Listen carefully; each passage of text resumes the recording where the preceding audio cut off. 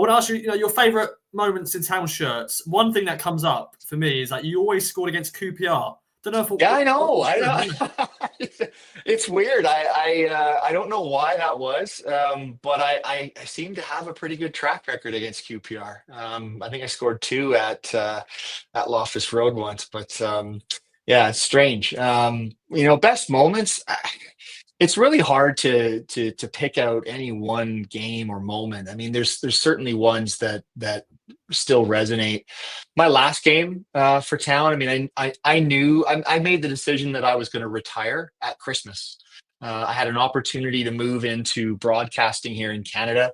I don't know if anybody knew this, but I ruptured a disc in my lower back when I was 26 at Dundee United, and I played the rest of my career with basically no real disc in one of my between two of my vertebrae, and I was fortunate because it didn't impact my career. It didn't hit a nerve, and I don't have any lingering pain, although my mobility is not great there now that I'm in my 50s. But I knew that if I kept playing football, I would end up in a wheelchair.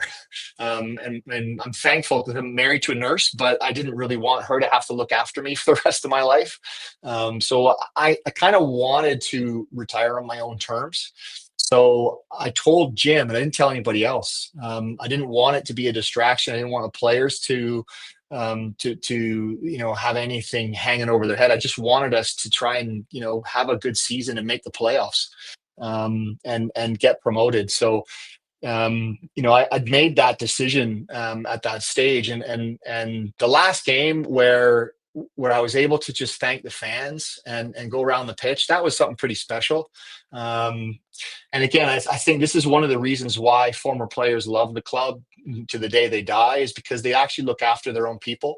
Going back in 2019 to be inducted into the Hall of Fame, the whole ceremony, the way that they looked after my kids, the club got them jerseys with their last name on them, and Brian Hamilton, what a legend he is, was phenomenal throughout that process. Terry and Matt, doing the interviews was lovely. Like, it just really was it's a family moment. It's like you're coming home. So those are the things that stick with me. But it's sometimes just little things, like driving.